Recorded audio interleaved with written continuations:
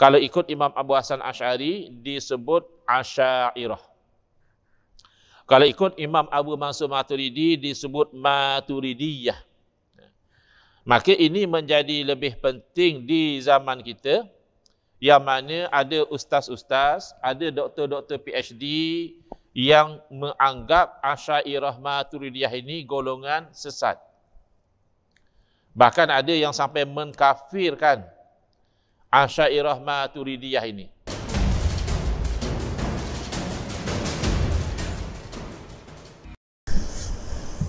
Assalamualaikum warahmatullahi wabarakatuh. Bismillahirrahmanirrahim. Alhamdulillahi rabbil alamin. Wa afdalus salati wa atammu taslimi ala sayyidina Muhammadin wa ala alihi wa sahbihi ajmain.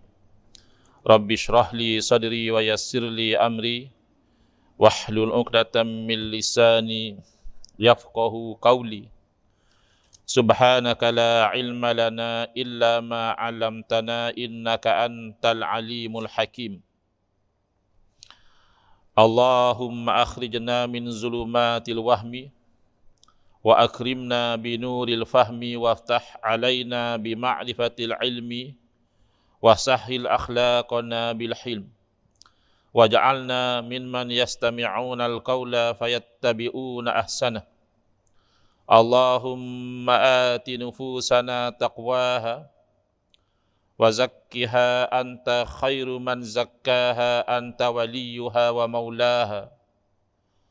Allahumma arinal haqqa haqqan warzuqna ittiba'ah wa arinal batila batilan warzuqna ijtinabah.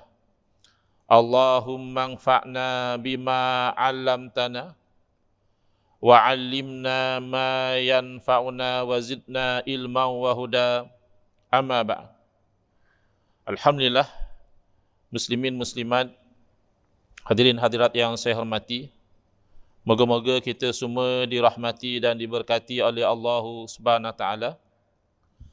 Syukur kepada Allah Subhanahu wa taala, pada hari ini insya-Allah kita menyambung pengajian kuliah Maghrib bulanan hari Sabtu yang keempat, anjuran Masjid Al-Mukhlisin Alam Damai menggunakan kitab Masailut Tauhid, masalah-masalah, isu-isu berkaitan ilmu tauhid, yang disusun oleh guru saya almarhum Tuan Guru Haji Muhammad Saman Kati rahimahullah ta'ala wa nafa'ana bihi wa bi'ulumihi fid daraini amin.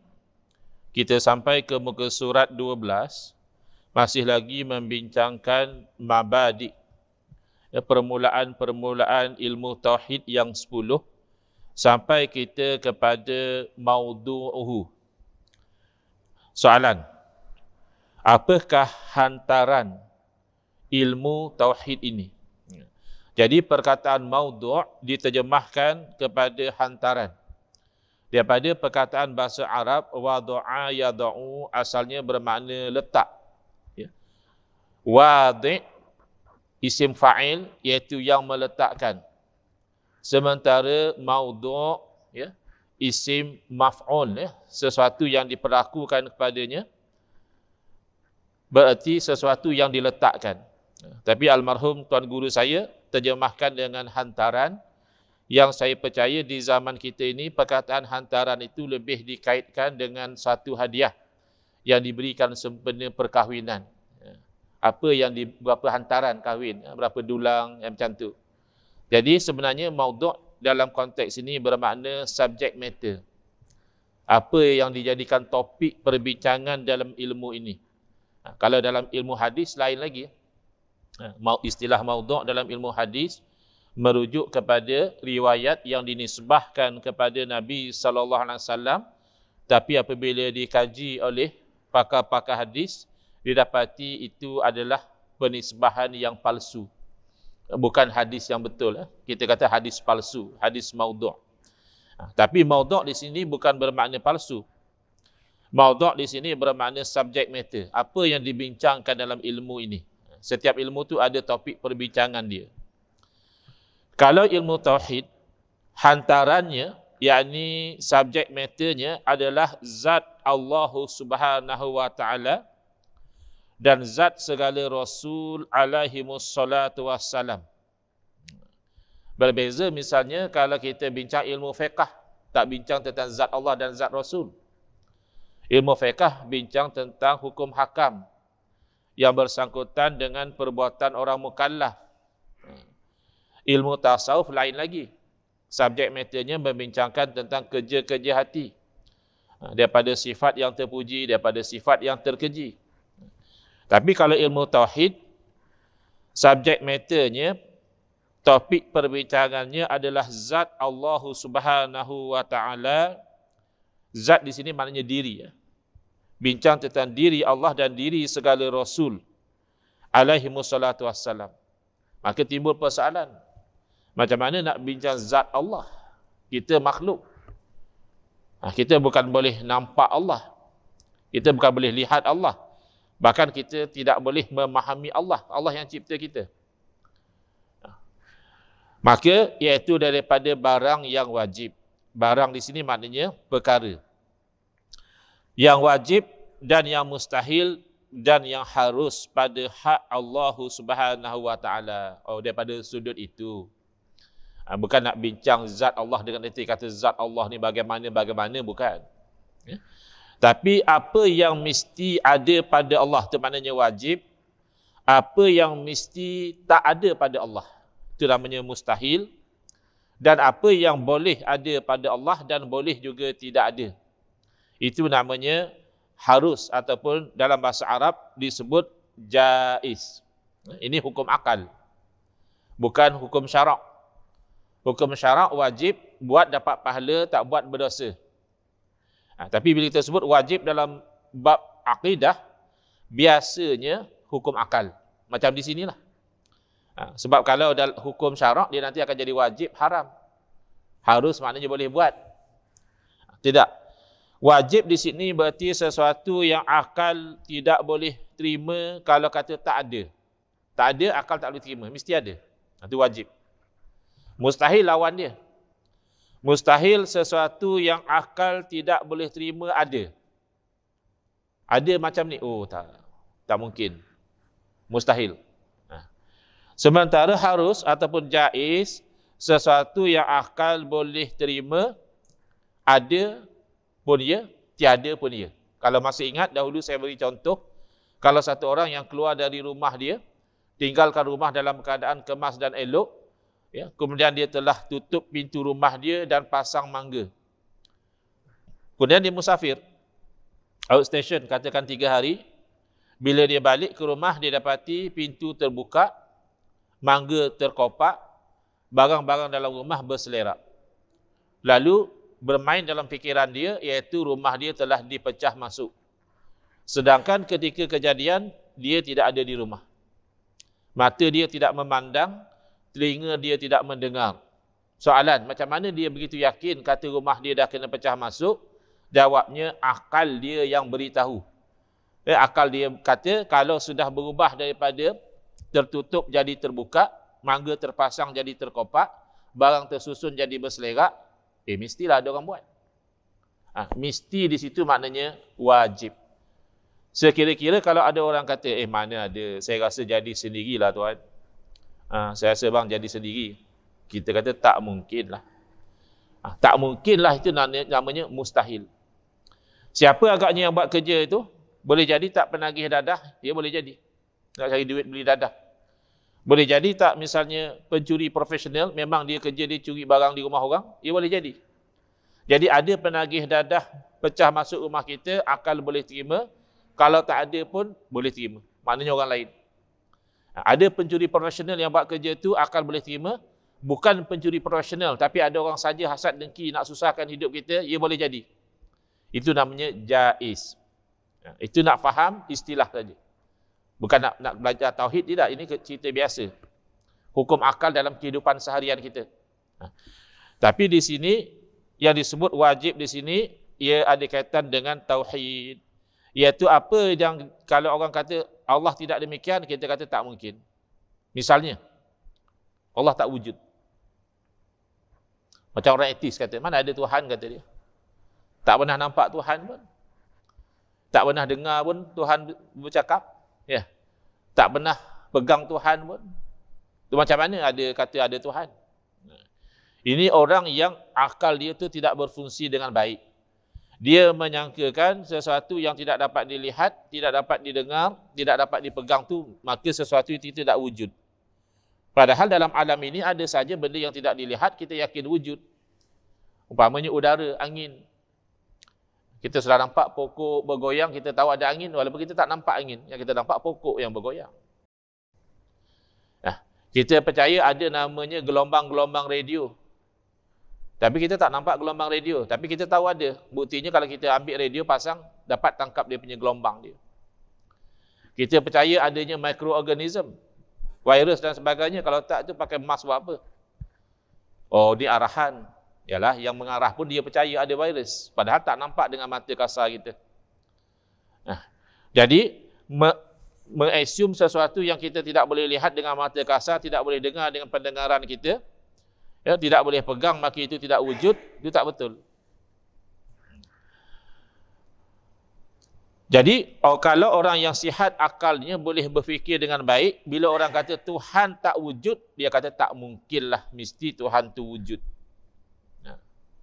Mesti itu maknanya wajib. Kemudian, lawannya senang saja. Tak wujud tu mustahil. Dan yang harus pada hak Allah Ta'ala, maknanya boleh akal itu terima, ada pada Allah atau tiada pada Allah, akal boleh terima. Begitu juga pada hak segala Rasul-Rasul alaihi wassalatu wassalam, maknanya apa yang wajib mesti ada pada Rasul, apa yang mustahil ada pada Rasul, dan apa yang harus ada pada Rasul. Tak faham ni, kadang-kadang orang tu jadi keliru pening dia. Kata dia, orang ni katanya wali. Nampak sempoi je pun, makan nasi cicah kicap macam orang lain juga. Lah, jangan katakan wali. Para Nabi pun makan, minum, dahaga, letih, tidur, sakit, berkahwin, beranak pinak. Dia tak faham bahawa itu jaiz. Itu harus pada hak para Rasul.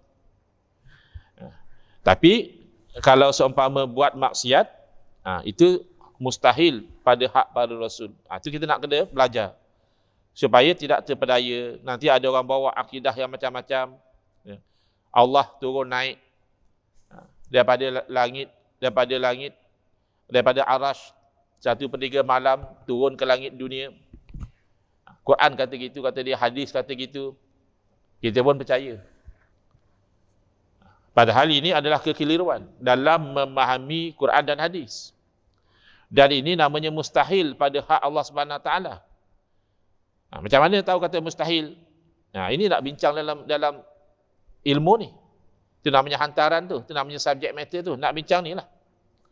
Apa yang wajib pada Allah, apa yang mustahil pada Allah, dan apa yang harus pada Allah. Demikian wajib, mustahil, harus pada hak segala Rasul alaihi wassalatu wassalam. Selesai. Soalan. Siapakah yang menghantarkan ilmu ini? Wadi'uhu. Tadi maudu'uhu isim maf'ul. Sekarang isim fa'il yang melakukan perbuatan wada'a itu, iaitu dikatakan yang menghantarkan ilmu tauhid ini siapa? Kena faham ya. Dalam konteks ini, yang menghantarkan ini berarti yang menyusun ilmu ini sebagai satu susunan ilmu. Kalau tidak, asalnya ya tentulah ilmu tauhid daripada Allah. Yang menghantarkan ilmu itu Allah. Allamal insana ma lam ya'lam. Allah yang ajar manusia apa yang manusia tak tahu. Tapi bukan itu yang dimaksudkan. Yang dimaksudkan ini adalah yang menyusun ilmu ini sebagai satu ilmu khusus. Misalnya ilmu usul fiqh. Ilmu tu dah ada. Di zaman sahabat beristihad, ada kaedah-kaedah yang dipegang oleh para sahabat. Untuk mereka pergi buat fatwa tu ada kaedah. Kadang-kadang sahabat pun khilaf. Kerana kaedah memahami dalil tu berbeza. Jadi jangan kita hairan sangat. Jangan kita sangka hanya kita seorang yang betul, orang lain semua salah. Sehingga yang lain berfatwa, kita kata taksub kepada ulama. Kalau kita berpandangan, kita kata itulah Quran dan Sunnah. Jangan. Alangkan para sahabat ketika Nabi SAW masih hidup, masih khilaf dalam memahami Quran, dalam memahami hadis.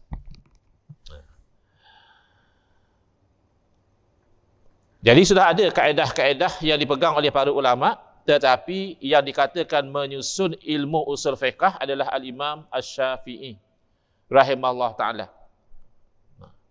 Bukan berarti sebelum Imam Syafi'i tak ada kaedah. Ilmu fiqh tu main hentam saja, tak ada kaedah. Tapi Imam Syafi'i rahimahullah ta'ala dalam kitab Ar-Risalah menerangkan satu persatu, ini tempat ambilan hukum, ini cara kami ambil hukum, ini susunannya dan sebagainya, maka beliau dianggap wadih. Sementara dalam ilmu tauhid, yang menyusun ilmu ini sebagai satu ilmu yang khusus adalah Al-Imam Abu Hasan Al-Ash'ari dan Al-Imam Abu Mansur Al-Maturidi rahmatullah alaihima, serta pengikut-pengikut kedua-dua imam ini. Kalau ikut Imam Abu Hasan Ash'ari disebut Asy'ariyah. Kalau ikut Imam Abu Mansur Maturidi disebut Maturidiyah. Maka ini menjadi lebih penting di zaman kita, yang mana ada ustaz-ustaz, ada doktor-doktor PhD yang menganggap Asy'ariyah Maturidiyah ini golongan sesat. Bahkan ada yang sampai mengkafirkan Asy'ariyah Maturidiyah ini. Ini risiko ya. Kadang kalau kita kata, ini apa ustaz ni buat fitnah pada universiti-universiti luar negara. Ya ada universiti di luar negara, di negara Arab, yang kita hantar anak kita belajar sebab dapat scholarship percuma, dapat tiket kapal terbang pergi balik percuma. Kita tak perasan silibus di sana antara lain, kalau dalam bab akidah, mereka membincangkan apa yang mereka katakan kesalahan akidah golongan Asy'ariyah. Awal-awal lagi mereka belajar yang itu dahulu. Jadi tak heran kalau ada yang terpengaruh. Bahkan data yang saya dapat, kebanyakan terpengaruh. Hanya minoriti yang sudah ada pengetahuan dan sudah agak mantap sebelum pergi, yang itu mungkin boleh bertahan. Tak terpengaruh. Yang pergi macam kertas putih, lepas SPM pergi, kebanyakannya terpengaruh, lalu balik, tak heran. Dia memandang serong kepada ahli sunnati wal jamaah, iaitu Asy'ariyah Maturidiyah.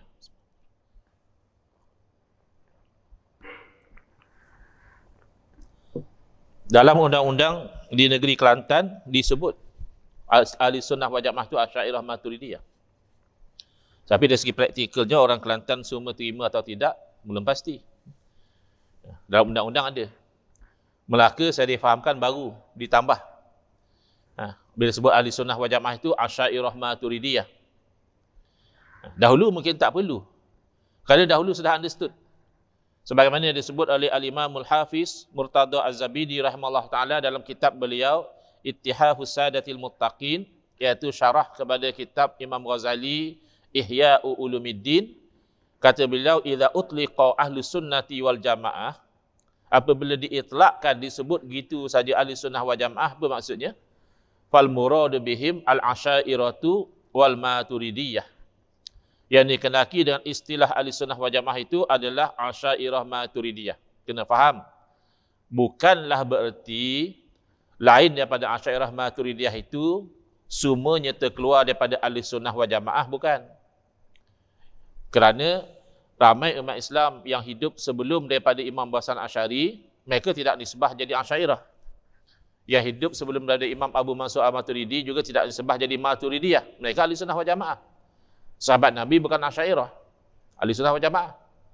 Imam-imam mazhab yang 4 bukan Asy'ariyah, tapi ahli sunnah wal jamaah. Yang penting akidah pegangan itu sama. Yang kita tak mahu adalah yang akidah itu bercanggah. Adapun metod cara mempertahankan akidah itu boleh jadi berbeza. Zaman ini cabaran akidahnya, maka ulama bangkit bertahankan dengan cara macam ini. Zaman kemudian lain pula cabarannya, maka bangkit ulama mempertahankan dengan cara yang berbeza. Tapi akidah tidak berubah. Semenjak daripada zaman Nabi Adam alaihissalam sehinggalah ke hari kiamat, itulah akidah yang sebenar, tidak pernah berubah. Sebab itu tidak ada bid'ah hasanah dalam akidah. Baik. Jadi bangkitnya Imam Hasan Asy'ari ni ketika umat Islam diserang oleh fahaman Mu'tazilah. Fahaman satu orang yang dia itu mufarakah daripada gurunya Al-Imam Hasanul Basri rahimahullah ta'ala, daripada golongan salafus soleh ahli sunnati wal jamaah. Dia tak setuju dengan guru dia, maka dia mufarakah, dia buat halaqah dia sendiri, grup dia sendiri, dikenali sebagai Mu'tazilah. Jadi mereka ini atas nama logik akal, mereka mengenepikan wahyu daripada Allah Subhanahu Wa Taala. Padahal sepatutnya tidak ada percanggahan. Naqal dan akal dia selari. Ya, akal yang sihat tidak akan bercanggah dengan wahyu. Tapi Mu'tazilah dia tak faham yang itu. Antara yang Mu'tazilah tak faham, dia kata tak mungkinlah kalau Allah tu mentakdirkan sesuatu perkara yang buruk. Kerana kalau Allah mentakdirkan orang tu mencuri, mentakdirkan orang itu minum arak, lepas tu nanti kan orang tu akan diazab. Sedangkan Allah yang takdirkan. Kalau macam tu tak adil lah Allah. Tengok. Dia cuba menilai Allah dengan kayu ukur manusia. Dia lupa bahawa Allah Ta'ala memiliki segala-galanya dengan pemilikan yang mutlak. La yus'alu amma yaf'alu wa hum yus'alun. Allah Ta'ala tidak ditanya tentang apa yang Allah lakukan, sedangkan mereka manusia nanti kelak akan ditanya. Misal, Allah Subhanahu Wa Ta'ala menciptakan Nabi Adam alaihissalam, lalu Allah Ta'ala menciptakan juga Sayyidatina Hawa, dan Allah Ta'ala letakkan kedua-dua makhluk ini di dalam syurga. Pada masa itu Nabi Adam belum beribadah. Dia belum sembahyang, belum haji, belum apa. Tetapi Allah letak dalam syurga. Siapa boleh komplain? Tak adil lah Allah. Ya. Macam mana ni belum buat apa-apa amal dah masuk syurga ni? Tak ada orang boleh komplain. Syurga makhluk Allah. Nabi Adam makhluk Allah. Allah letakkan satu makhluk dalam satu makhluk, tak ada orang boleh komplain. Seumpama Allah letakkan janin bayi dalam rahim mak dia. Letak dalam perut bapak dia lah, bapak dia dulu yang gatal nak kahwin. Apa letak dalam rahim saya? Lengoh lah saya 9 bulan. Elok letak dalam perut bapak dia tu. Tak boleh komplain. Allah yang tetapkan bahawa janin itu dalam rahim mak dia, bukan dalam perut bapak dia. Memang bapak kadang-kadang dia lepas kahwin nampak macam mengandung juga, tapi tak pernah bersalin. Itu namanya buncit, boroi. Ya. Tapi tak boleh kita tu nak komplain Allah Ta'ala. Mu'tazilah tak boleh terima tu. Maka Mu'tazilah buat bid'ah dalam akidah. Kata dia Allah mesti mentakdirkan yang baik saja. Habis kalau Allah tak takdirkan yang baik, mana Allah takdirkan yang lebih baik. Di sisi ahli sunnati wal jamaah, baik buruk itu hanya pada penilaian kita. Pada Allah milik dia belaka. Allah nak cipta satu makhluk, terus Allah nak letak dalam neraka pun boleh. Sebab milik Allah. Neraka milik Allah, makhluk itu milik Allah.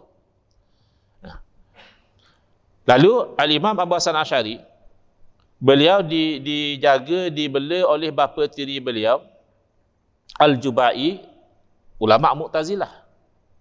Jadi bila dijaga oleh orang Mu'tazilah ni, adalah terpengaruh dengan Mu'tazilah. Bapa tiri. Ya. Lagilah kalau dijaga oleh orang kafir. Sekarang orang dah macam, tak apalah bagi orang kafir jaga pun. Hati-hati, ada pengaruh dia. Tapi Alhamdulillah, Al-Imam Abu Hasan Asy'ari rahimahullah ta'ala ni, beliau ada benih yang baik.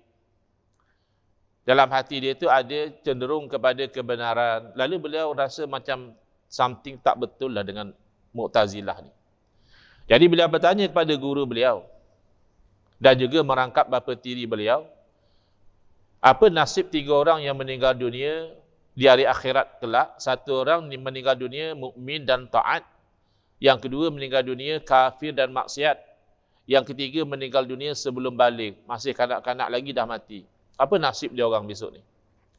Jadi kata guru beliau, mengikut akidah Mu'tazilah, yang mukmin dan taat masuk syurga sebab Allah Maha Adil. Yang kafir dan maksiat masuk neraka.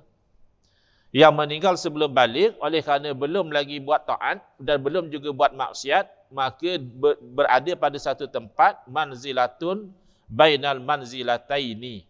Syurga pun tidak, neraka pun tidak. Ini rekaan Mu'tazilah. Nak justify Allah Maha Adil.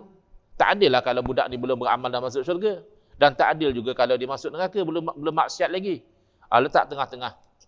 Lalu Imam Hasan Asy'ari bertanya kepada guru dia, bapa tiri dia, kalau begitu, apa jawab Allah sekiranya budak yang mati sebelum balik itu bertanya, ya Allah, kenapakah engkau matikan aku sebelum aku balik? Tidakkah aslah lebih baik? Sebab Mu'tazilah kata Allah mesti buat yang baik atau lebih baik.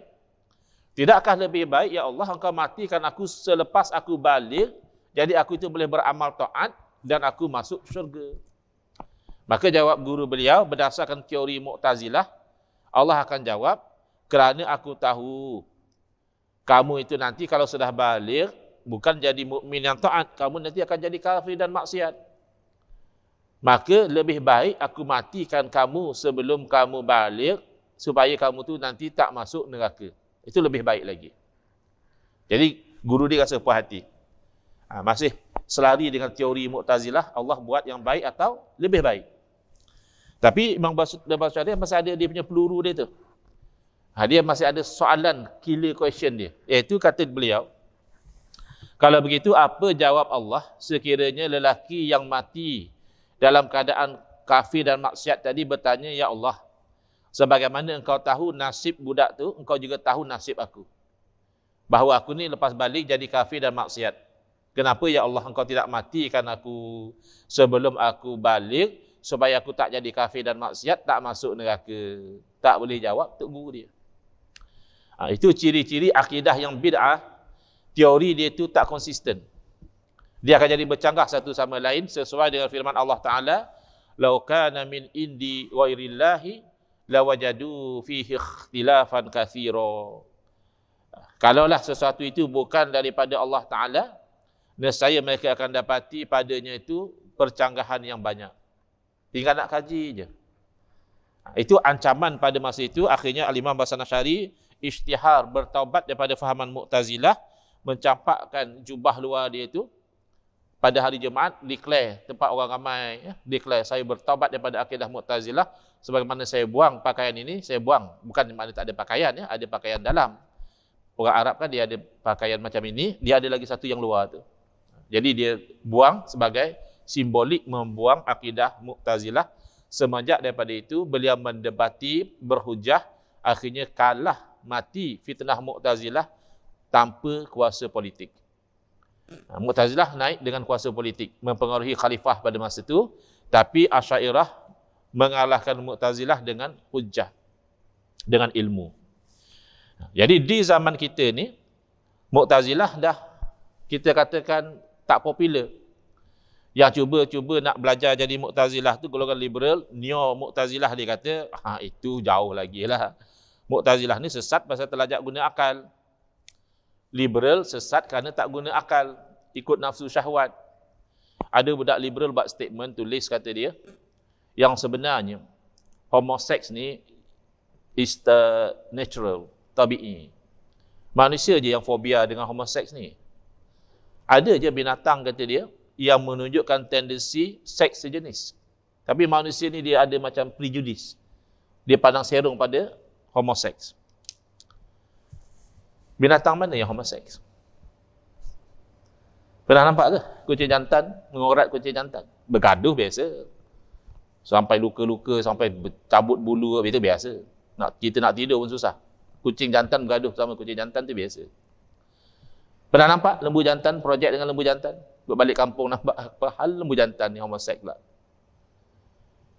Rata-rata kita tak nampak binatang homoseks. Kotlah ada 2-3 jenis spesies yang agak pelik. Tiba-tiba yang mengaku kononnya dia tu berfikiran cerdas, bebas, dia kata itulah benchmark menunjukkan homoseks itu natural. Jadikan binatang benchmark. Apa yang natural tak natural, tengok binatang buat. Jenuh lah.